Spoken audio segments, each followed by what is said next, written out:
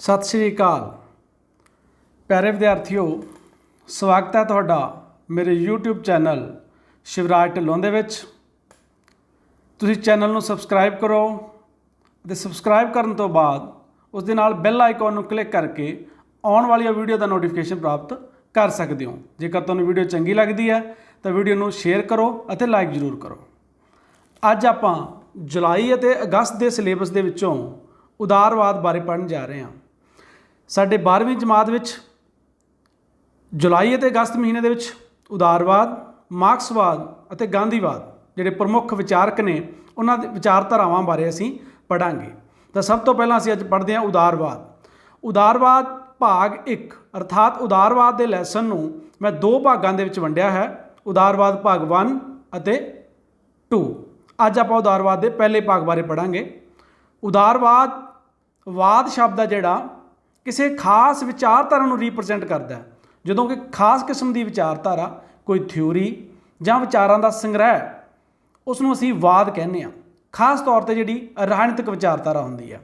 तो उदारवाद 19वीं सदी विच पश्चिम विच एक अजिही आर्थिक ਅਤੇ राजनीतिक विचारधारा का बोलबाला रहा है जिसनों उदारवाद के नां नाल जानिया जाता है।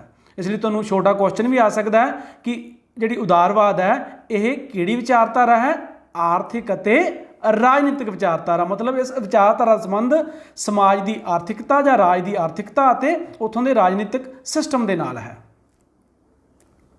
उदारवाद का आरंभ, उदारवाद की जिहड़ी विचारधारा है अज जेकर गल करिए तो जिहड़ा वर्ड है संसार का बहुत वड्डे हिस्से दे विच उदारवादी विचारधारा प्रचलित है। संसार के 90-95% तो भी वध मुल्कां दे विच उदारवादी विचारधारा नूं अपनाया गया है। तो जिहड़ी इन्ने वड्डे पद्धर ते जिहड़ी विचारधारा प्रचलित है वख-वख देशां दे विच जां पूरे संसार दे विच, तो उस विचारधारा का आरंभ कदों होया? उदारवाद का जिहड़ा शिखर है वो 19वीं सदी जाके स्पष्ट होया कि उदारवादी विचारधारा है, उसनूं पढ़िया जान लग्या, अध्ययन होण लग्या। पर ये जिहड़ी विचारधारा स्पष्ट भावें 19वीं सदी दे विच होई सी, पर जिहड़ा इहदा आरंभ है वो बहुत समा पहला हो गया सी। इसलिए आप पढ़ांगे कि यह विचारधारा जिहड़ी अज लगभग संसार के सारे मुल्कां दे विच जिन्हों अपनाया होया है, ये विचारधारा कदों शुरू हुई सी? 16वीं सदी दे विच एक पुनर्जागृति अंदोलन होया सी, उहनूं रेनेसा मूवमेंट भी कह दिंदे हन। और इस तरह फिर 17वीं सदी दे विच एक सुधार अंदोलन चलिया सी, इहनूं रिफॉर्मेशन मूवमेंट भी कह दिंदे ने। और 18वीं सदी दे विच एक चेतना अंदोलन आया सी, उहनूं एनलाइटनमेंट मूवमेंट कहंदे ने। और 1776 दे विच अमरीका आज़ाद होया सी। जिहड़ा अमेरिका आज़ाद होया सी, अमेरिकन लोग मानते सी कि जिहड़े लोग है वो कुदरत वालों आज़ाद ही पैदा होए हन और वो इक्को जिहे अधिकार लैके पैदा होए हन। सारिਆਂ ਨੂੰ इक्को जिहे अधिकार हैं, right to life, right to liberty, happiness, और ये सारे कुदरती अधिकार हैं। इस तरह 1799 ਦੇ ਵਿੱਚ फ्रांस ਦੇ ਵਿੱਚ क्रांति आई सी। इस क्रांति नाल की होया सी कि रिपब्लिक की स्थापना हुई सी, मोनार्क राजतंत्र या राजशाही का खात्मा होया सी अते जिहड़ा रिपब्लिक है वो जिहड़ा कायम होया सीगा। इस तो पहला की चलदा सी? यूरोप दे विच विचारधारा आई। सब तो पहला तो यह भी गल तुहाडे ध्यान रखण योग है कि जिहड़ी ये उदारवाद का जिहड़ा आरंभ है जां जिहड़े अंदोलन है सारियां मूवमेंट्स यूरोप दे विच चलियां, यूरोपीयन कंट्री दे विच चलियां। पहला इस तो पहला यूरोप दे विच पॉप दा राज हुंदा सी, चर्च तुसीं सुणी होएगी। तो क्योंकि राजनीति ते धर्म इकट्ठे सी, धर्म राजनीति नूं चलाउंदा सी और जिहड़ी पॉप सी वो डिसाइड करदा सी किसी देश के राजे नूं। इस करके जिहड़ा राज सी वो चर्च जां पॉप दे अधीन सी। और जिहड़ी ये विचारधारा आई उदारवाद की और जिहड़ियां मूवमेंट्स आप पढ़ियां 16वीं 17वीं 18वीं सदी दे विच, ये सारियां मूवमेंट जिहड़ियां सी पॉप जां चर्च के राज नूं चैलेंज करदियां सी, खत्म करदियां सीगियां कि पॉप है जिहड़ा ओह किसी देश के राजे नूं नहीं डिसाइड कर सकदा, बल्कि जां चर्च ये फैसला नहीं करूगी कि किहड़े देश दे विच कौन राज करूगा, बल्कि ये लोग फैसला करनगे, लोग अपना नेता आप चुनणगे। तो ये जिहड़ी विचारधारा सी, जिहड़ी पॉपिज्म नूं जिहड़ा पॉप दे जिहड़ी सत्ता सीगी उहनूं जां चर्च की सत्ता सी उहनूं खत्म करके लोकां दी सत्ता लियाउण दे लई विचारधारा का आरंभ होया सीगा। तो जिहड़ी 1799 च फ्रांस की क्रांति आई सी उहदे च भी जिहड़ा मोनार्क सी, राजशाही सी, उहनूं खत्म करके रिपब्लिक की जिहड़ी व्यवस्था स्थापना की गई सी। तो जिहड़ी अज विचारधारा साडे सामने स्पष्ट हुई है जां बहुत देश के लगभग संसार के सारे देशों के प्रचलित है, ये विचारधारा इस तरह अलग अलग फेज के 16वीं सदी तो आरंभ होकर 19वीं सदी के स्पष्ट रूप साडे सामने आउंदी है। इस तो बाद ਇਹ ਵਿਚਾਰਧਾਰਾ ਨੇ ਪੁਰਾਣੀਆਂ ਆਰਥਿਕ ਤੇ ਰਾਜਨੀਤਿਕ ਸੰਸਥਾਵਾਂ ਦਾ ਖੰਡਨ ਕੀਤਾ ਤੇ ਨਵੇਂ ਸਿਧਾਂਤਾਂ ਨੂੰ ਜਨਮ ਦਿੱਤਾ। ਪੁਰਾਣੀਆਂ ਵਿਚਾਰਧਾਰਾਵਾਂ, ਪੁਰਾਣੇ ਜਿਹੜੀਆਂ ਸੰਸਥਾਵਾਂ, ਉਹ ਜਿਵੇਂ ਆਪਾਂ ਗੱਲ ਕੀਤੀ ਹੈ ਚਰਚ ਦੀ ਗੱਲ ਕੀਤੀ ਹੈ, ਪੌਪ ਦੀ ਗੱਲ ਕੀਤੀ ਹੈ, ਉਹਨਾਂ ਵਿਚਾਰਧਾਰਾਵਾਂ ਨੂੰ ਇਸ ਜਿਹੜੀ ਇਹਨੇ ਵਿਚਾਰਧਾਰਾ ਸੀ ਉਦਾਰਵਾਦੀ ਨੇ ਉਹਦਾ ਖੰਡਨ ਕੀਤਾ, ਉਹਦਾ ਵਿਰੋਧ ਕੀਤਾ ਔਰ ਨਵੇਂ ਜਿਹੜੇ ਸਿਧਾਂਤ ਸੀ ਉਹਨਾਂ ਨੂੰ ਜਨਮ ਦਿੱਤਾ। ਨਵੇਂ ਸਿਧਾਂਤ ਕਿਹੜੇ ਸੀ? ਇੰਪੋਰਟੈਂਟ ਕੁਐਸਚਨ ਵੀ ਹੈ, ਤੁਹਾਨੂੰ ਪੁੱਛ ਜਾ ਸਕਦੇ ਆ ਕਿ ਜਿਹੜੇ ਉਦਾਰਵਾਦੀ ਵਿਚਾਰਧਾਰਾ ਉਹਨੇ ਕਿਹੜੇ ਨਵੇਂ ਸਿਧਾਂਤਾਂ ਨੂੰ ਜਨਮ ਦਿੱਤਾ।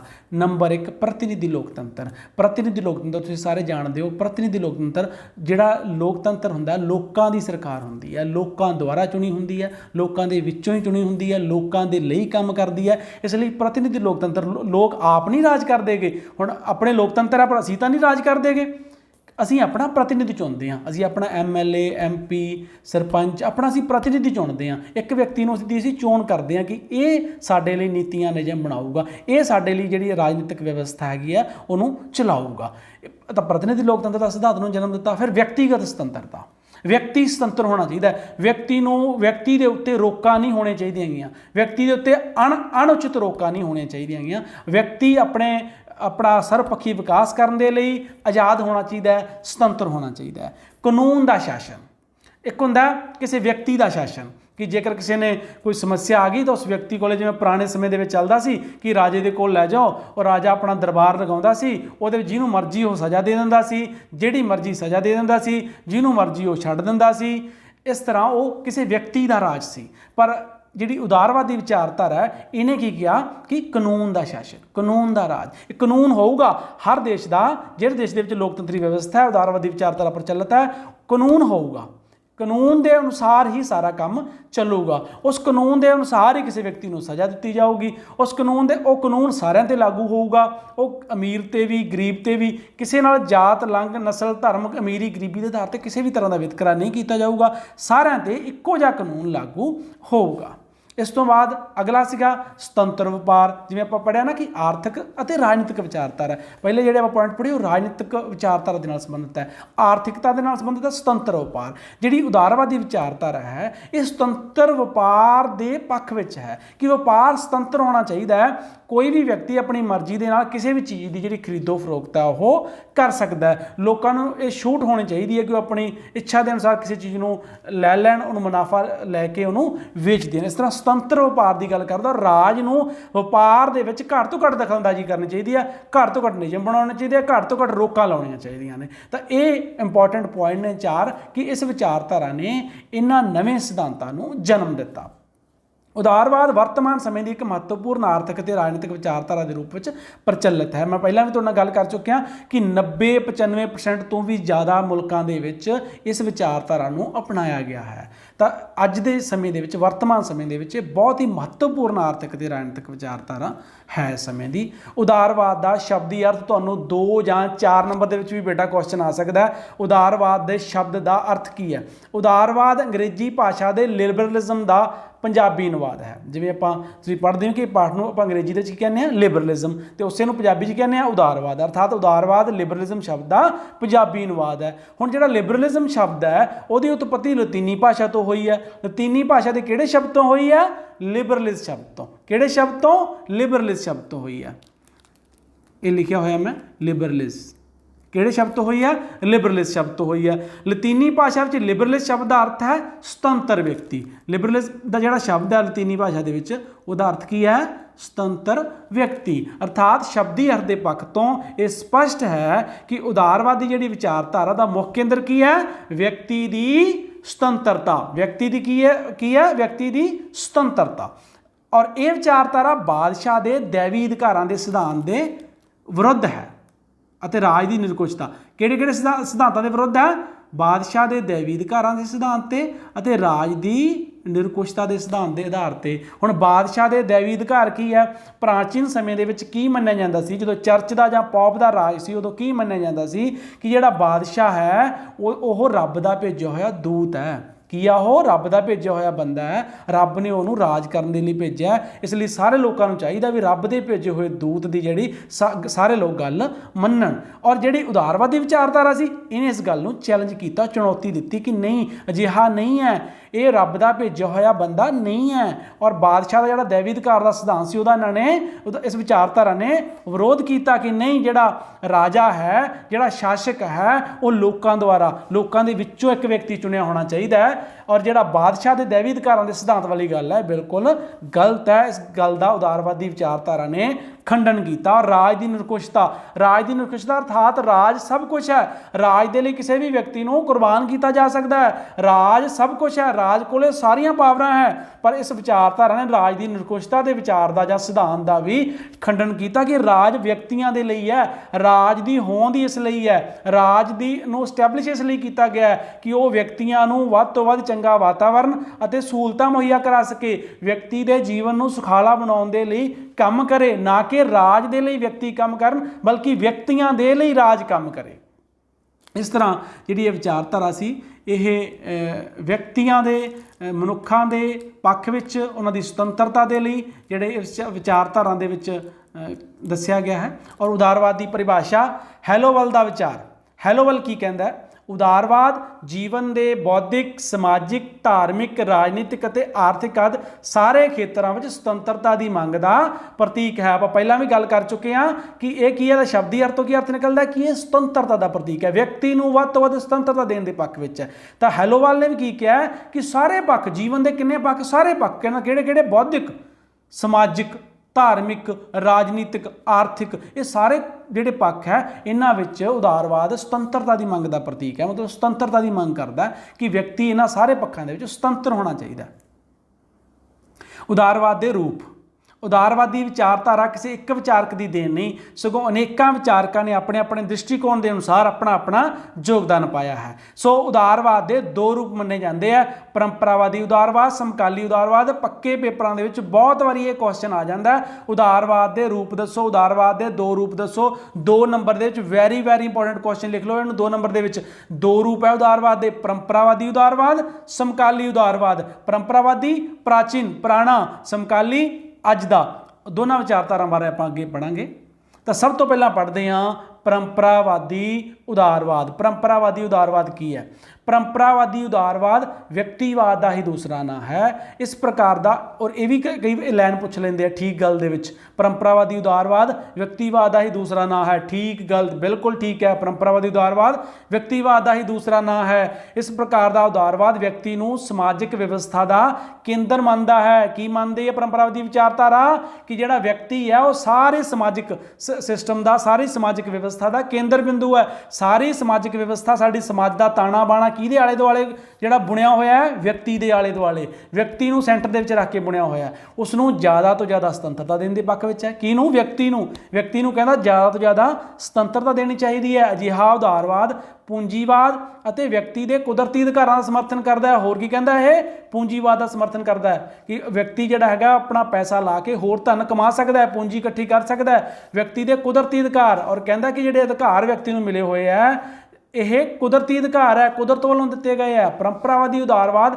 ਆਰਥਿਕ ਖੇਤਰ ਵਿੱਚ ਰਾਜ ਦੀ ਦਖਲ ਨਾ ਦੇਣ ਦੀ ਨੀਤੀ ਦਾ ਸਮਰਥਨ ਕਰਦਾ ਹੈ ਕਿ ਜਿਹੜਾ ਆਰਥਿਕ ਖੇਤਰ ਹੈ, ਵਪਾਰ ਦਾ ਖੇਤਰ ਹੈ, ਉਹ ਸੁਤੰਤਰ ਹੋਣਾ ਚਾਹੀਦਾ, ਉਹਦੇ ਵਿੱਚ ਰਾਜ ਨੂੰ ਘੱਟ ਤੋਂ ਘੱਟ ਦਖਲਅੰਦਾਜ਼ੀ ਕਰਨੀ ਚਾਹੀਦੀ ਹੈ। ਸੁਤੰਤਰਤਾ ਅਤੇ ਖੁੱਲ੍ਹੇ ਮੁਕਾਬਲੇ ਦੀ ਨੀਤੀ, ਔਰ ਸੁਤੰਤਰਤਾ ਹੋਣੀ ਚਾਹੀਦੀ ਹੈ ਸਾਰਿਆਂ ਨੂੰ ਵਪਾਰ ਕਰਨ ਦੀ, ਔਰ ਖੁੱਲ੍ਹਾ ਮੁਕਾਬਲਾ ਹੋਣਾ ਚਾਹੀਦਾ ਹੈ। ਕੋਈ ਵੀ ਵਿਅਕਤੀ ਕਿਸੇ ਪ੍ਰੋਡਕਟ ਨੂੰ ਬਣਾ ਕੇ ਆਪਣੀ ਮਰਜ਼ੀ ਦੇ ਅਨੁਸਾਰ ਰੇਟ ਦੇ ਉੱਤੇ ਵੇਚ ਸਕਦਾ ਹੈ, ਜਾਂ ਕਿਸੇ ਵੀ ਫੀਲਡ ਦੇ ਵਿੱਚ ਆਪਣੀ ਜਿਹੜਾ ਖੁੱਲ੍ਹਾ ਮੁਕਾਬਲਾ ਹੋਣਾ ਚਾਹੀਦਾ ਹੈ ਵਪਾਰ ਦੇ ਵਿੱਚ।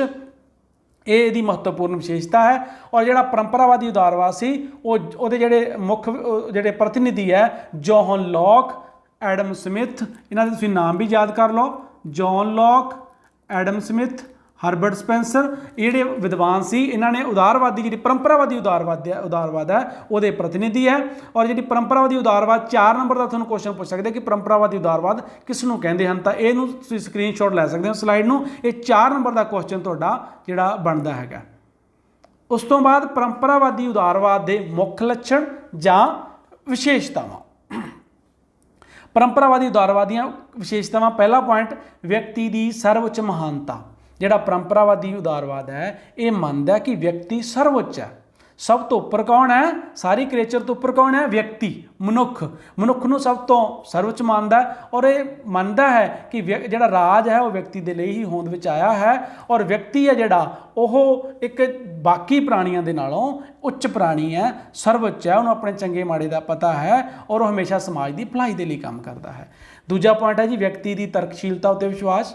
ਉਦਾਰਵਾਦ ਕਹਿੰਦਾ ਕਿ ਵਿਅਕਤੀ ਹੈ ਜਿਹੜਾ ਉਹ ਤਰਕਸ਼ੀਲ ਹੈ, ਉਹ ਸੋਚ ਸਮਝ ਕੇ ਕੰਮ ਕਰਦਾ ਹੈ, ਸਹੀ ਫੈਸਲੇ ਲੈਂਦਾ ਹੈ ਔਰ ਹਮੇਸ਼ਾ ਸਮਾਜ ਦੀ ਭਲਾਈ ਦੇ ਵਿੱਚ ਫੈਸਲੇ ਲੈਂਦਾ। ਇਸ ਲਈ ਵਿਅਕਤੀ ਦੀ ਤਰਕਸ਼ੀਲਤਾ ਉੱਤੇ ਜਿਹੜਾ ਵਿਸ਼ਵਾਸ ਰੱਖਦਾ ਹੈਗਾ ਜਿਹੜਾ ਪਰੰਪਰਾਵਾਦੀ ਉਦਾਰਵਾਦ ਹੈ। ਇਸ ਤੋਂ ਬਾਅਦ ਮਨੁੱਖੀ ਅਧਿਕਾਰਾਂ ਦੀ ਗੱਲ ਕਰਦਾ ਹੈ ਕਿ ਸਾਰੇ ਵਿਅਕਤੀਆਂ ਨੂੰ ਅਧਿਕਾਰ ਹੋਣੇ ਚਾਹੀਦੇ ਆ, ਉਹਨਾਂ ਅਧਿਕਾਰਾਂ ਦਾ ਜਿਹੜਾ ਆਨੰਦ ਹੈ ਉਹ ਖੁੱਲ੍ਹ ਕੇ ਮਾਣਨ। ਉਹਨਾਂ ਉੱਤੇ ਅਣਉਚਿਤ ਰੋਕਾਂ ਜਿਹੜੀਆਂ ਨਹੀਂ ਹੋਣੀਆਂ ਚਾਹੀਦੀਆਂ ਹੈਗੀਆਂ, ਉਹਨਾਂ ਵਿਅਕਤੀ ਉੱਤੇ ਬੰਦਿਸ਼ਾਂ ਜਿਹੜੀਆਂ ਹੈਗੀਆਂ ਉਹ ਨਹੀਂ ਹੋਣੀਆਂ ਚਾਹੀਦੀਆਂ। ਵਿਅਕਤੀ ਸੁਤੰਤਰ ਹੋਣਾ ਚਾਹੀਦਾ ਹੈਗਾ, ਉਹਨੂੰ ਅਧਿਕਾਰ ਮਿਲੇ ਹੋਣੇ ਚਾਹੀਦੇ ਆ ਔਰ ਉਹਨਾਂ ਦਾ ਅਧਿਕਾਰ ਮਾਣਨ ਦੀ ਪੂਰੀ ਖੁੱਲ੍ਹ ਹੋਣੀ ਚਾਹੀਦੀ ਹੈਗੀ ਆ।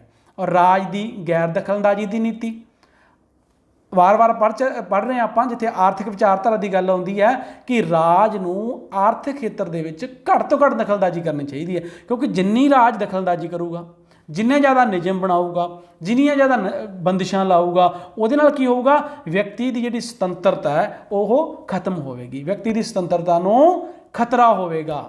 ਨਿੱਜੀ ਸੰਪત્ਤੀ ਦੇ ਅਧਿਕਾਰ ਦਾ ਸਮਰਥਨ। ਜਿਹੜੀ ਪਰੰਪਰਾਵਾਦੀ ਉਦਾਰਵਾਦੀ ਵਿਚਾਰਧਾਰਾ ਹੈ ਇਹ ਨਿੱਜੀ ਸੰਪत्ति ਦੇ ਅਧਿਕਾਰ ਦਾ ਸਮਰਥਨ ਕਰਦੀ ਹੈ, ਅਰਥਾਤ ਜਿਹੜਾ ਵਿਅਕਤੀ ਹੈ ਉਹ ਆਪਣਾ ਧਨ ਖਰਚ ਕੇ, ਮਿਹਨਤ ਕਰਕੇ ਨਿੱਜੀ ਸੰਪत्ति ਅਰਥਾਤ ਜਿਹੜੀ ਪੂੰਜੀ ਆ ਉਹਨੂੰ ਇਕੱਠਾ ਕਰ ਸਕਦਾ ਹੈ। ਵਿਅਕਤੀ ਟੀਚਾ ਅਤੇ ਰਾਜ ਸਾਧਨ। ਪਰੰਪਰਾਵਾਦੀ ਵਿਚਾਰਧਾਰਾ ਕੀ ਕਹਿੰਦੀ ਹੈ? ਜਿਹੜਾ ਜਿੰਨੀਆਂ ਵੀ ਰਾਜ ਦੁਆਰਾ ਕੰਮ ਕੀਤੇ ਜਾਂਦੇ ਆ, ਜਿੰਨੀਆਂ ਵੀ ਵਿਵਸਥਾਵਾਂ ਕੀਤੀਆਂ ਜਾਂਦੀਆਂ ਉਹ ਕਾਹਦੇ ਲਈ ਹੈ? ਵਿਅਕਤੀ ਦੇ ਲਈ। ਔਰ ਰਾਜ ਹੋਂਦ ਵਿੱਚ ਹੀ ਉਦਾਰਵਾਦ, ਇਹ ਜਿਹੜੀ ਪਰੰਪਰਾਵਾਦੀ ਵਿਚਾਰਧਾਰਾ ਮੰਨਦੀ ਕਿ ਰਾਜ ਹੋਂਦ ਵਿੱਚ ਇਸ ਲਈ ਆਇਆ ਕਿ ਉਹ ਵਿਅਕਤੀ ਨੂੰ ਵੱਧ ਤੋਂ ਵੱਧ ਸਹੂਲਤਾਂ ਪ੍ਰਦਾਨ ਕਰ ਸਕੇ, ਵਿਅਕਤੀ ਦੇ ਜੀਵਨ ਨੂੰ ਚੰਗਾ ਬਣਾ ਸਕੇ। ਇਸ ਲਈ ਜਿਹੜਾ ਰਾਜ ਹੈ ਉਹ ਇੱਕ ਸਾਧਨ ਹੈ। ਕਾਹਦਾ ਸਾਧਨ ਹੈ? ਵਿਅਕਤੀ ਦੇ ਜੀਵਨ ਨੂੰ ਸੁਖਮਈ ਅਤੇ ਆਨੰਦਮਈ ਬਣਾਉਣ ਦਾ, ਵਿਅਕਤੀ ਦੇ ਜੀਵਨ ਨੂੰ ਉੱਪਰ ਚੁੱਕਣ ਦਾ, ਵਿਅਕਤੀ ਨੂੰ ਵੱਧ ਤੋਂ ਵੱਧ ਸਹੂਲਤਾਂ ਪ੍ਰਦਾਨ ਕਰਨ ਦਾ ਸਾਧਨ ਹੈ। ਰਾਜ ਬਣਾਉਟੀ ਸੰਸਥਾ। ਪਰੰਪਰਾਵਾਦੀ ਉਦਾਰਵਾਦੀ ਵਿਚਾਰਕ ਰਾਜ ਨੂੰ ਇੱਕ ਬਣਾਉਟੀ ਸੰਸਥਾ ਮੰਨਦੇ ਆ। ਉਹਨਾਂ ਦਾ ਮੰਨਣਾ ਹੈ ਕਿ ਰਾਜ ਕੁਦਰਤ ਦੁਆਰਾ ਬਣਾਈ ਸੰਸਥਾ ਨਹੀਂ। ਬਣਾਉਟੀ ਸੰਸਥਾ ਮਤਲਬ ਇਹ ਕੁਦਰਤ ਦੁਆਰਾ ਨਹੀਂ ਬਣਾਈ ਗਈ।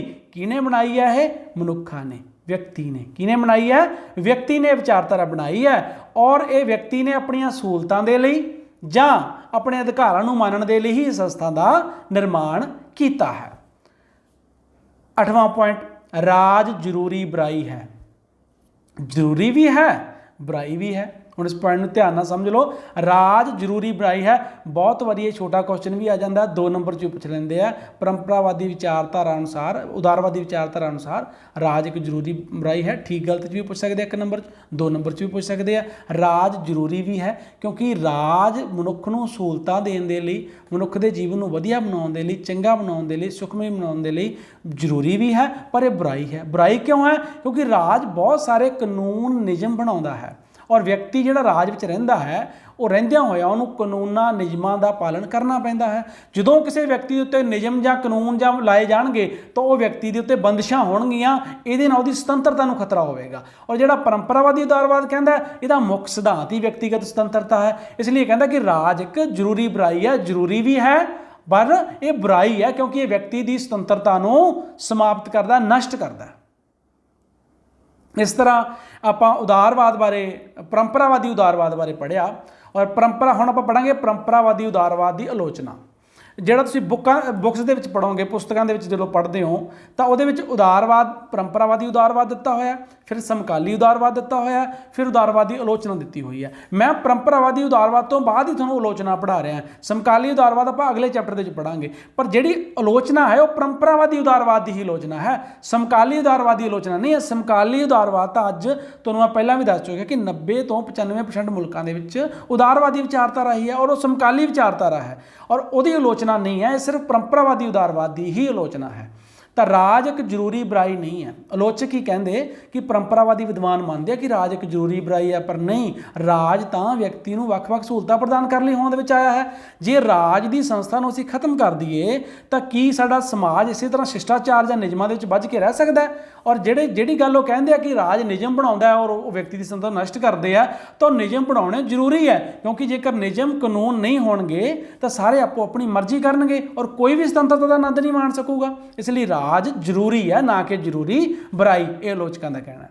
ਵਿਅਕਤੀ ਆਪਣੀ ਭਲਾਈ ਦਾ ਆਪ ਨਿਰਣਾਇਕ ਨਹੀਂ ਹੈ। ਇੱਕ ਆਪਾਂ ਪੁਆਇੰਟ ਪੜ੍ਹਿਆ ਸੀ ਕਿ ਵਿਅਕਤੀ ਦੀ ਤਰਕਸ਼ੀਲਤਾ ਉੱਤੇ ਵਿਸ਼ਵਾਸ ਹੈ ਉਹਨਾਂ ਨੂੰ, ਠੀਕ ਹੈ ਵਿਅਕਤੀ ਤਰਕਸ਼ੀਲ ਹੈ, ਪਰ ਹਮੇਸ਼ਾ ਵਿਅਕਤੀ ਆਪਣੀ ਭਲਾਈ ਦਾ ਆਪ ਨਿਰਣਾਇਕ ਨਹੀਂ ਹੈ। ਬਹੁਤ ਵਾਰੀ ਅਸੀਂ ਜਿਹੜਾ ਮਨੁੱਖ ਹੈ, ਵਿਅਕਤੀ ਹੈ, ਉਹ ਅਜਿਹੇ ਕੰਮ ਕਰ ਲੈਂਦਾ ਜਿਹੜੇ ਉਹਨੂੰ ਖੁਦ ਨੂੰ ਨੁਕਸਾਨ ਕਰ ਰਹੇ ਹੁੰਦੇ ਆ ਜਾਂ ਦੂਸਰਿਆਂ ਨੂੰ ਨੁਕਸਾਨ ਪਹੁੰਚਾ ਰਹੇ ਹੁੰਦੇ ਆ। ਇਸ ਲਈ ਆਪਾਂ ਵਿਅਕਤੀ ਦੇ ਹੀ ਛੱਡ ਦੇਣਾ ਕਿ ਵਿਅਕਤੀ ਆਪਣੀ ਭਲਾਈ ਬਾਰੇ ਆਪ ਸੋਚੂਗਾ, ਨਹੀਂ, ਇਹ ਹਮੇਸ਼ਾ ਬਿਲਕੁਲ ਗੱਲ ਢੁਕਦੀ ਨਹੀਂ ਹੈ। ਆਲੋਚਕਾਂ ਦਾ ਮੰਨਣਾ ਹੈ ਸੁਤੰਤਰਤਾ ਸੰਬੰਧੀ ਗਲਤ ਵਿਚਾਰ। ਸੁਤੰਤਰਤਾ ਦਾ ਵਿਚਾਰ ਕਿ ਰਾਜ ਸੁਤੰਤਰਤਾ 'ਤੇ ਲੋਕਾਂ ਲਾਉਂਦਾ ਹੈ ਜਾਂ ਜਿੰਨੇ ਜ਼ਿਆਦਾ ਨਿਯਮ ਬਣਾਏ ਜਾਣਗੇ ਉਹ ਵਿਅਕਤੀ ਦੀ ਸੁਤੰਤਰਤਾ ਦੇ ਉੱਤੇ ਰੋਕ ਲਾਉਣਗੇ, ਜਾਂ ਜਿੰਨੇ ਜ਼ਿਆਦਾ ਬੰਦਿਸ਼ਾਂ ਲਾਈਆਂ ਜਾਣਗੀਆਂ ਉਹਦੇ ਨਾਲ ਸੁਤੰਤਰਤਾ ਵਿਅਕਤੀ ਦੀ ਨਸ਼ਟ ਹੋਵੇਗੀ। ਇਹ ਗਲਤ ਵਿਚਾਰ ਹੈ। ਜੇਕਰ ਅਸੀਂ ਕਿਸੇ 'ਤੇ ਰੋਕ ਹੀ ਨਹੀਂ ਲਾਵਾਂਗੇ, ਕਾਨੂੰਨ ਹੀ ਨਹੀਂ ਬਣਾਵਾਂਗੇ, ਕੋਈ ਨਿਯਮ ਹੀ ਨਹੀਂ ਹੋਊਗਾ, ਤਾਂ ਹਰ ਕੋਈ ਵਿਅਕਤੀ ਆਪਣੀ ਮਨਮਰਜ਼ੀ ਕਰੂਗਾ ਔਰ ਦੂਜੇ ਦੇ ਅਧਿਕਾਰਾਂ ਦੀ ਬਾਰੇ ਬਿਲਕੁਲ ਨਹੀਂ ਸੋਚੂਗਾ। ਤਾਂ ਫਿਰ ਕੀ ਹੋਊਗਾ? ਕੋਈ ਵੀ ਵਿਅਕਤੀ ਆਪਣੀ ਸੁਤੰਤਰਤਾ ਨੂੰ ਜਿਹੜਾ ਹੈਗਾ ਉਹ ਨਹੀਂ ਮਾਣ ਸਕੂਗਾ। ਇਸ ਲਈ ਕਾਨੂੰਨਾਂ ਨਿਯਮਾਂ ਦਾ ਹੋਣਾ ਬਹੁਤ ਜ਼ਰੂਰੀ ਹੈ। ਔਰ ਜਿਹੜੀ ਬੰਦਿਸ਼ਾਂ ਤੋਂ ਮੁਕਤ ਸੁਤੰਤਰਤਾ ਸਮਾਜ ਕਿਸੇ ਨੂੰ ਨਹੀਂ ਦਿੱਤੀ ਜਾ ਸਕਦੀ ਕਿ ਵਿਅਕਤੀ ਦੇ ਉੱਤੇ ਕੋਈ ਰੋਕ ਹੋਵੇ ਹੀ ਨਾ, ਕਿਉਂਕਿ ਜੇ ਸਾਡੇ ਦੇ ਉੱਤੇ ਸਾਨੂੰ ਕੋਈ ਰੋਕੇ ਹੀ ਨਾ, ਸਾਡੇ 'ਤੇ ਨਿਯਮ ਮੰਨਣ ਦੀ ਕੋਈ ਪਾਬੰਦੀ ਨਾ ਹੋਵੇ, ਤਾਂ ਅਸੀਂ ਤਾਂ ਜੋ ਮਰਜ਼ੀ ਕਰਾਂਗੇ। ਉਹਦੇ ਨਾਲ ਕੀ ਹੋਊਗਾ ਕਿ ਮੈਨੂੰ ਸੁਤੰਤਰਤਾ ਮਿਲੀ ਵੀ ਹੈ, ਪਰ ਜਦੋਂ ਮੈਂ ਮਨਮਰਜ਼ੀ ਕਰਦਾ ਤਾਂ ਮੈਂ ਦੂਜੇ ਦੀ ਸੁਤੰਤਰਤਾ ਦੇ ਵਿੱਚ ਰੋੜਾ ਅਟਕਾ ਸਕਦਾ। ਇਸੇ ਤਰ੍ਹਾਂ ਦੂਜਾ ਜਦੋਂ ਕਰੂਗਾ ਤਾਂ ਮੇਰੀ ਸੁਤੰਤਰਤਾ ਦੇ ਵਿੱਚ ਜਿਹੜਾ ਰੋੜਾ ਅਟਕ ਸਕਦਾ ਜਾਂ ਜਿਹੜਾ ਸੁਤੰਤਰਤਾ ਨੂੰ ਮਾਣਨ ਦੇ ਵਿੱਚ ਮੁਸ਼ਕਿਲ ਹੋ ਸਕਦੀ ਹੈ। ਇਸ ਲਈ ਇਹ ਜ਼ਰੂਰੀ ਹੈ, ਨਿਯਮਾਂ ਦੇ ਵਿੱਚ ਰਹਿ ਕੇ ਹੀ ਸੁਤੰਤਰਤਾ ਦਾ ਆਨੰਦ ਮਾਣਿਆ ਜਾ ਸਕਦਾ। ਇਸ ਲਈ ਸੁਤੰਤਰਤਾ ਸੰਬੰਧੀ ਜਿਹੜਾ ਪਰੰਪਰਾਵਾਦੀ ਉਦਾਰਵਾਦੀਆਂ ਦਾ ਵਿਚਾਰ ਆ ਉਹ ਆਲੋਚਕ ਕਹਿੰਦੇ ਕਿ ਗਲਤ ਹੈ। ਕੁਦਰਤੀ ਅਧਿਕਾਰਾਂ ਸੰਬੰਧੀ ਗਲਤ ਧਾਰਨਾ, ਜਿਹੜਾ ਵਿਦਵਾਨ ਸੀ ਜਿਹੜਾ ਜੋਹਨ ਲੌਕ ਸੀ, ਜਿਹੜਾ ਪਰੰਪਰਾਵਾਦੀ ਉਦਾਰਵਾਦੀ ਵਿਦਵਾਨ ਸੀ, ਉਹ ਕਹਿੰਦਾ ਸੀ ਕਿ ਅਧਿਕਾਰ ਕੁਦਰਤੀ ਹਨ। ਉਹ ਅਧਿਕਾਰਾਂ ਨੂੰ ਕੁਦਰਤ ਵੱਲੋਂ ਮਿਲਿਆ ਹੋਇਆ ਮਿਲਦਾ ਸੀ ਕਿ ਅਧਿਕਾਰ ਕੁਦਰਤ ਨੇ ਦਿੱਤੇ ਹਨ। ਪਰ ਜਿਹੜੇ ਆਲੋਚਕ ਹੈ ਉਹ ਕਹਿੰਦੇ ਕਿ ਨਹੀਂ, ਅਧਿਕਾਰ ਕੁਦਰਤ ਦੁਆਰਾ ਨਹੀਂ ਦਿੱਤੇ ਗਏ, ਕਿਉਂਕਿ ਅਧਿਕਾਰਾਂ ਦੀ ਜਿਹੜੀ ਹੋਂਦ ਹੈ ਉਹ ਰਾਜ ਦੇ ਨਾਲ ਜੁੜੀ ਹੋਈ ਹੈ। ਰਾਜ ਦੇ ਵਿੱਚ ਹੀ ਅਧਿਕਾਰ ਦਿੱਤੇ ਜਾ ਸਕਦੇ ਆ। ਜੇ ਰਾਜ ਦੀ ਸੰਸਥਾ ਹੀ ਨਹੀਂ ਹੈ ਤਾਂ ਫਿਰ ਅਧਿਕਾਰਾਂ ਦਾ ਕੋਈ ਅਰਥ ਹੀ ਨਹੀਂ ਰਹਿ ਜਾਂਦਾ ਗਾ। ਮੰਨ ਲਓ ਕੋਈ ਰਾਜ ਨਾਂ ਦੀ ਜਿਹੜੀ ਸੰਸਥਾ ਨਹੀਂ ਹੈ, ਕਿਸੇ ਵਿਅਕਤੀ ਦੇ ਅਧਿਕਾਰਾਂ ਦੀ ਉਲੰਘਣਾ ਹੋ ਜਾਂਦੀ ਹੈ, ਉਹਦੇ ਜੀਵਨ ਦੇ ਅਧਿਕਾਰ ਦੀ, ਉਹਦੀ ਕੋਈ ਮਰਡਰ ਕਰ ਦਿੰਦਾ ਹੈ, ਉਹਦੀ ਕੋਈ ਸੰਪਤੀ ਲੁੱਟ ਲੈਂਦਾ ਹੈ, ਤਾਂ ਉਹ ਕਿਹਦੇ ਕੋਲੇ ਜਾਊਗਾ? ਉਹ ਆਪਣਾ ਦੁੱਖ ਕਿਹਦੇ ਕੋਲੇ ਦੱਸੂਗਾ ਕਿ ਮੇਰੇ ਨਾਲ ਮੇਰਾ ਨੁਕਸਾਨ ਹੋ ਗਿਆ? ਫਿਰ ਉਹਦੀ ਤੇ ਉਹਨੂੰ ਨਿਆਂ ਕੌਣ ਦਿਵਾਊਗਾ? ਜਿਹੜੇ ਵਿਅਕਤੀ ਨੇ ਉਹਦੇ ਅਧਿਕਾਰਾਂ ਦੀ ਉਲੰਘਣਾ ਕੀਤੀ ਉਹਨੂੰ ਸਜ਼ਾ ਕੌਣ ਦੇਊਗਾ? ਤਾਂ ਜ਼ਰੂਰੀ ਹੈ ਨਾ, ਕੁਦਰਤ ਦੇ ਵਿੱਚ ਤਾਂ ਕੋਈ ਵੀ ਸੰਸਥਾ ਨਹੀਂ ਹੈ ਰਾਜ ਨਾਂ ਦੀ ਔਰ ਉਹਨੂੰ ਕੋਈ ਸਜ਼ਾ ਨਹੀਂ ਦੇਊਗਾ, ਤਾਂ ਫਿਰ ਮੈਨੂੰ ਅਧਿਕਾਰ ਜਿਹੜੇ ਮਿਲੇ ਹੋਏ ਹੈ ਉਹਨਾਂ ਦਾ ਮੈਂ ਗਰੀਵੈਂਸ ਕਿਉਂ ਦੱਸੂਗਾ? ਤਾਂ ਇਸ ਲਈ ਜ਼ਰੂਰੀ ਹੈ ਸੰਸਥਾ, ਰਾਜ ਵਰਗੀ ਸੰਸਥਾ ਦਾ ਹੋਣਾ। ਇਸ ਲਈ ਰਾਜ ਤੋਂ ਬਿਨਾਂ ਅਧਿਕਾਰਾਂ ਦੀ ਕੋਈ ਹੋਂਦ ਹੀ ਨਹੀਂ, ਆਲੋਚਕਾਂ ਦਾ ਮੰਨਣਾ ਹੈ। ਸਮਾਜ ਕੇਵਲ ਵਿਅਕਤੀਆਂ ਦਾ ਸਮੂਹ ਨਹੀਂ ਹੈ। ਸਮਾਜ ਜਿਹੜਾ ਉਦਾਰਵਾਦ ਆ, ਉਹ ਆਪਾਂ ਪੜ੍ਹਿਆ ਸੀ ਨਾ, ਉਦਾਰਵਾਦ ਵਿਅਕਤੀਵਾਦ ਦਾ ਹੀ ਦੂਸਰਾ ਨਾਂ ਹੈ। ਅਰਥਾਤ ਜਿਹੜਾ ਸਮਾਜ ਆ ਉਹ ਵਿਅਕਤੀਆਂ ਤੋਂ ਮਿਲ ਕੇ ਸਮਾਜ ਬਣ ਜਾਂਦਾ ਹੈ। ਪਰ ਆਲੋਚਕ ਕਹਿੰਦੇ ਨਹੀਂ, ਸਮਾਜ ਤੋਂ ਇਲਾਵਾ ਵੀ ਵਿਅਕਤੀਆਂ ਤੋਂ ਇਲਾਵਾ ਵੀ ਸਮਾਜ ਦੀ ਹੋਂਦ ਹੈ। ਜਦੋਂ ਅਸੀਂ ਵਿਅਕਤੀਵਾਦ ਦੀ ਗੱਲ ਕਰਦੇ ਹਾਂ ਤਾਂ ਸਿਰਫ ਇੱਕ ਵਿਅਕਤੀ ਦੀ ਗੱਲ ਕਰਦੇ ਹਾਂ। ਇਹ ਜ਼ਰੂਰੀ ਨਹੀਂ ਕਿ ਜਿਹੜੀ ਕਿ ਵਿਅਕਤੀਆਂ ਦੇ ਪੱਖ ਦੀ ਗੱਲ ਆ ਉਹ ਸਾਰੇ ਸਮਾਜ ਦੇ ਹਿੱਤ ਵਿੱਚ ਹੋਏਗੀ। ਹੋ ਸਕਦਾ ਕਿਸੇ ਗੱਲ ਨਾਲ ਮੇਰਾ ਤਾਂ ਫਾਇਦਾ ਹੁੰਦਾ ਹੋਵੇ ਪਰ ਹੋਰ ਲੋਕਾਂ ਦਾ ਨੁਕਸਾਨ ਹੁੰਦਾ ਹੋਵੇ। ਇਸ ਲਈ ਵਿਅਕਤੀਵਾਦ ਦੇ ਤੌਰ 'ਤੇ ਤਾਂ ਉਹ ਗੱਲ ਠੀਕ ਹੈ, ਪਰ ਜੇਕਰ ਸਮਾਜ ਦੇ ਤੌਰ 'ਤੇ ਸੋਚੀਏ ਤਾਂ ਉਹ ਗੱਲ ਗਲਤ ਹੈ। ਇਸ ਲਈ ਸਮਾਜ ਦੀ ਆਪਣੀ ਇੱਕ ਹੋਂਦ ਹੈ। ਕੁਝ ਗੱਲਾਂ ਅਜਿਹੀਆਂ ਹਨ ਜੋ ਕਿਸੇ ਵਿਅਕਤੀ ਲਈ ਤਾਂ ਮਾੜੀਆਂ ਹੋ ਸਕਦੀਆਂ ਹਨ ਜਾਂ ਚੰਗੀਆਂ ਹੋ ਸਕਦੀਆਂ ਹਨ, ਪਰ ਪੂਰੇ ਸਮਾਜ ਦੇ ਲਈ ਉਹ ਫਾਇਦੇਮੰਦ ਹੀ ਹੋਣਗੀਆਂ। ਇਸ ਲਈ ਜਿਹੜਾ ਸਮਾਜ ਹੈ ਉਹ ਇਕੱਲੇ ਵਿਅਕਤੀਆਂ ਦਾ ਹੀ ਸਮੂਹ ਨਹੀਂ, ਬਲਕਿ ਸਮਾਜ ਦੀ ਇੱਕ ਆਪਣੀ ਹੋਂਦ ਹੈ। ਗੈਰ ਦਖਲਅੰਦਾਜ਼ੀ ਦੀ ਨੀਤੀ ਉਚਿਤ ਨਹੀਂ ਹੈ। ਪਰੰਪਰਾਵਾਦੀ ਉਦਾਰਵਾਦ ਦੀ ਜਿਹੜੀ ਮੁੱਖ ਵਿਚਾਰਧਾਰਾ, ਮੁੱਖ ਸਿਧਾਂਤ ਸੀ, ਉਹਨਾਂ ਦੇ ਵਿੱਚੋਂ ਇੱਕ ਸਿਧਾਂਤ ਹੈ ਰਾਜ ਦੀ ਗੈਰ ਦਖਲਅੰਦਾਜ਼ੀ ਦੀ ਨੀਤੀ। ਕਿ ਜਿਹੜਾ ਵਪਾਰ ਹੈ ਉਹ ਸੁਤੰਤਰ ਹੋਣਾ ਚਾਹੀਦਾ ਹੈ, ਖੁੱਲ੍ਹਾ ਵਪਾਰ ਹੋਣਾ ਚਾਹੀਦਾ ਹੈ। ਵਪਾਰ ਨੂੰ ਨਿਯਮਤ ਨਹੀਂ ਜ਼ਿਆਦਾ ਕਰਨਾ ਚਾਹੀਦਾ, ਉਹ ਜ਼ਿਆਦਾਤਰ ਰੋਕਾਂ ਨਹੀਂ ਲਾਉਣੀਆਂ ਚਾਹੀਦੀਆਂ, ਬੰਦਿਸ਼ਾਂ ਨਹੀਂ ਲਾਉਣੀਆਂ ਚਾਹੀਦੀਆਂ, ਬਲਕਿ ਖੁੱਲ੍ਹਾ ਅਤੇ ਸੁਤੰਤਰ ਵਪਾਰ ਹੋਣਾ ਚਾਹੀਦਾ। ਪਰ ਇਹ ਨੀਤੀ ਉਚਿਤ ਨਹੀਂ ਹੈ ਔਰ ਇਹਦੇ ਭੈੜੇ ਸਿੱਟੇ ਨਿਕਲੇ ਵੀ। ਇਹਦੇ ਨਾਲ ਕੀ ਹੋਇਆ, ਜਿਹੜੇ ਅਮੀਰ ਲੋਕ ਸੀ, ਪੂੰਜੀਪਤੀ ਲੋਕ ਸੀ, ਉਹਨਾਂ ਨੇ ਕਿਰਤੀਆਂ ਦਾ, ਗਰੀਬ ਲੋਕਾਂ ਦਾ, ਮਜ਼ਦੂਰਾਂ ਦਾ ਸ਼ੋਸ਼ਣ ਕਰਨਾ ਸ਼ੁਰੂ ਕਰ ਦਿੱਤਾ। ਔਰ ਇਸੇ ਕਰਕੇ ਜਿਹੜੀ ਇਹ ਵਿਚਾਰਧਾਰਾ ਦੇ ਵਿੱਚ ਕੁਝ ਸੋਧਾਂ ਕੀਤੀਆਂ ਗਈਆਂ, ਜਾਂ ਬਾਅਦ ਸਮਕਾਲੀ ਜਿਹੜੀ ਉਦਾਰਵਾਦੀ ਵਿਚਾਰਧਾਰਾ ਸੀ ਹੋਣ ਦੇ ਵਿੱਚ ਆਈ। ਤਾਂ ਜਿਹੜੀ ਗੈਰ ਦਖਲਅੰਦਾਜ਼ੀ ਦੀ ਨੀਤੀ ਹੈ ਉਹ ਸਮਾਜ ਦੇ ਵਿੱਚ ਉਚਿਤ ਨਹੀਂ ਹੈ। ਇਹ ਅਮੀਰ ਨੂੰ ਹੋਰ ਅਮੀਰ ਕਰੀ ਜਾਂਦੀ ਹੈ, ਗਰੀਬ ਨੂੰ ਹੋਰ ਗਰੀਬ ਕਰੀ ਜਾਂਦੀ ਹੈ, ਕਿਉਂਕਿ ਅਮੀਰ ਕੋਲੇ ਜਿਹੜੀ ਸ਼ਕਤੀ ਹੈ, ਪਾਵਰ ਹੈ, ਪੈਸੇ ਕਾਰਨ ਜ਼ਿਆਦਾ ਆ ਜਾਂਦੀ ਹੈ, ਔਰ ਉਹ ਗਰੀਬਾਂ ਦਾ ਸ਼ੋਸ਼ਣ ਕਰਦਾ ਰਹਿੰਦਾ ਹੈ। ਪੂੰਜੀਵਾਦ ਦਾ ਸਮਰਥਕ, ਇਹ ਪੂੰਜੀਵਾਦ ਦਾ ਸਮਰਥਕ ਹੈ। ਪੂੰਜੀਵਾਦ ਦਾ ਵੀ ਇਹੀ ਨੁਕਸਾਨ ਹੈ, ਇਹਦੇ ਨਾਲ ਧਨ ਕੁਛ ਹੱਥਾਂ ਦੇ ਵਿੱਚ ਇਕੱਠਾ ਹੋ ਜਾਂਦਾ ਹੈ। ਜਦੋਂ ਧਨ ਕੁਛ ਹੱਥਾਂ ਦੇ ਵਿੱਚ ਇਕੱਠਾ ਹੋ ਜਾਂਦਾ ਹੈ ਤਾਂ ਉਹਨਾਂ ਕੋਲ ਜ਼ਿਆਦਾ ਪਾਵਰ ਆ ਜਾਂਦੀ ਹੈ, ਫਿਰ ਉਹ ਜਿਹੜੇ ਆਮ ਲੋਕ ਹੈ, ਗਰੀਬ ਲੋਕ ਹੈ, ਉਹਨਾਂ ਦਾ ਸ਼ੋਸ਼ਣ ਕਰਨਾ ਸ਼ੁਰੂ ਕਰ ਦਿੰਦੇ ਨੇ। ਇਸ ਤਰ੍ਹਾਂ ਇਹ ਸੀ ਉਦਾਰਵਾਦੀ ਵਿਚਾਰਧਾਰਾ ਦੀ ਆਲੋਚਨਾ। ਉਦਾਰਵਾਦੀ ਆਲੋਚਨਾ ਪੁਰਾਤਨ ਉਦਾਰਵਾਦ ਸੰਬੰਧੀ ਹੀ ਢੁਕਦੀ ਹੈ। ਜਿੱਥੋਂ ਤੱਕ ਉਦਾਰਵਾਦ ਦੀ ਸਮੁੱਚੀ ਵਿਚਾਰਧਾਰਾ ਦਾ ਸੰਬੰਧ ਹੈ, ਉਸ ਵਿੱਚ ਸਿਧਾਂਤਕ ਤੌਰ ਤੇ ਕੋਈ ਦੋਸ਼ ਨਹੀਂ ਹਨ, ਪਰ ਜੇਕਰ ਇਸ ਵਿਚਾਰਧਾਰਾ ਨੂੰ ਲਾਗੂ ਕਰਨ ਵਾਲੇ ਕੁਝ ਨੇਤਾ ਆਪਣੇ ਰਾਜਨੀਤਿਕ ਜਾਂ ਸਵਾਰਥੀ ਮੰਤਵਾਂ ਲਈ ਕੁਝ ਵਿਵਸਥਾਵਾਂ ਉਦਾਰਵਾਦੀ ਪ੍ਰਣਾਲੀ 'ਚ ਕਰ ਦਿੰਦੇ ਹਨ ਤਾਂ ਉਹਨਾਂ ਵਿਵਸਥਾਵਾਂ ਨੂੰ ਉਦਾਰਵਾਦ ਦਾ ਦੋਸ਼ ਨਹੀਂ ਮੰਨਿਆ ਜਾਣਾ। ਜਿਹੜੀ ਇਹ ਪਹਿਲਾਂ ਵੀ ਮੈਂ ਗੱਲ ਕਰ ਚੁੱਕਿਆ ਕਿ ਜਿੰਨੀ ਆਲੋਚਨਾ ਹੈ ਸਾਰੀ ਪਰੰਪਰਾਵਾਦੀ ਜਾਂ ਪੁਰਾਤਨ ਉਦਾਰਵਾਦੀ ਵਿਚਾਰਧਾਰਾ ਦੀ ਆਲੋਚਨਾ ਹੈ, ਸਮਕਾਲੀ ਦੀ ਉਦਾਰਵਾਦੀ ਵਿਚਾਰਧਾਰਾ ਦੀ ਨਹੀਂ ਹੈ। ਤਾਂ ਅੱਜ ਆਪਾਂ ਪੜ੍ਹਿਆ ਪੁਰਾਤਨ ਉਦਾਰਵਾਦ ਜਾਂ ਪਰੰਪਰਾਵਾਦੀ ਉਦਾਰਵਾਦ, ਉਹਦੇ ਮੁੱਖ ਸਿਧਾਂਤ ਜਾਂ ਵਿਸ਼ੇਸ਼ਤਾਵਾਂ, ਫਿਰ ਉਹਨਾਂ ਦੀ ਆਲੋਚਨਾ। ਹੁਣ ਆਪਾਂ ਅਗਲੇ ਚੈਪਟਰ ਦੇ ਵਿੱਚ ਸਮਕਾਲੀ ਉਦਾਰਵਾਦ ਅਤੇ ਪਰੰਪਰਾਵਾਦੀ ਉਦਾਰਵਾਦ ਤੇ ਸਮਕਾਲੀ ਉਦਾਰਵਾਦ ਦੇ ਵਿੱਚ ਅੰਤਰ ਬਾਰੇ ਪੜ੍ਹਾਂਗੇ। ਉਹ ਵੀਡੀਓ ਮੈਂ ਜਲਦੀ ਹੀ ਆਪਣੇ YouTube ਚੈਨਲ ਤੇ ਅਪਲੋਡ ਕਰੂੰਗਾ। ਜੇਕਰ ਇਹ ਤੁਹਾਨੂੰ ਵੀਡੀਓ ਚੰਗੀ ਲੱਗੇ ਤਾਂ ਚੈਨਲ ਨੂੰ ਸਬਸਕ੍ਰਾਈਬ ਕਰੋ, ਔਰ ਸਬਸਕ੍ਰਾਈਬ ਕਰਨ ਤੋਂ ਬਾਅਦ ਬੈਲ ਆਈਕਨ ਤੇ ਕਲਿੱਕ ਕਰਕੇ ਆਉਣ ਵਾਲੀਆਂ ਵੀਡੀਓ ਦਾ ਨੋਟੀਫਿਕੇਸ਼ਨ ਔਨ ਕਰ ਸਕਦੇ ਹੋ। ਔਰ ਨਾਲ ਹੀ ਆਪ ਇਸ ਵੀਡੀਓ ਨੂੰ ਹੋਰ ਬੱਚਿਆਂ ਤੱਕ ਸ਼ੇਅਰ ਕਰੋ ਅਤੇ ਨਾਲ ਹੀ ਵੀਡੀਓ ਨੂੰ ਲਾਈਕ ਜ਼ਰੂਰ ਕਰੋ। Thank you ਵਿਦਿਆਰਥੀਓ।